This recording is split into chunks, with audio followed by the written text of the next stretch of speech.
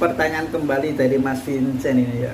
Jadi ini episode ke-12 menjawab pertanyaan lewat video ya. Jadi bikin contoh video pakan selama 1 pekan. Saya mulai suka hewan ini.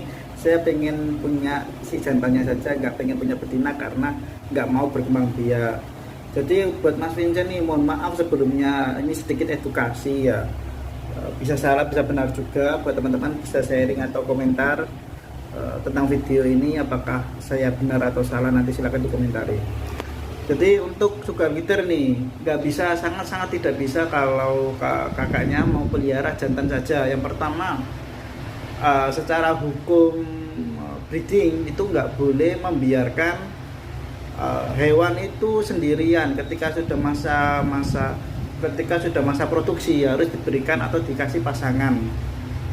Harus diusahakan mendapatkan pasangan agar hormonnya tidak membeku di dalam dirinya, sehingga ketika tubuhnya mengeluarkan hormon untuk ingin atau sedang ejakulasi atau sedang membutuhkan pasangan, maka harus disiapkan atau diberikan pasangan.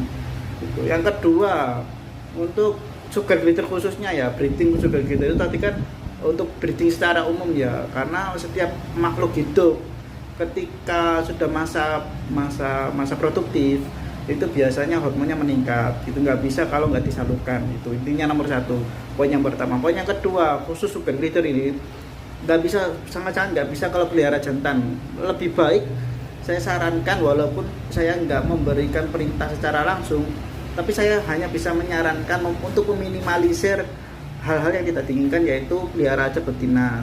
Karena kalau pelihara jantan resikonya, stresnya jauh lebih tinggi. Jantan itu kalau sudah masa puber atau sudah masa kawin, hormonnya sangat meningkat tajam sehingga membuat bagian-bagian tubuhnya itu merusak, atau sel-sel bagian tubuhnya itu rusak.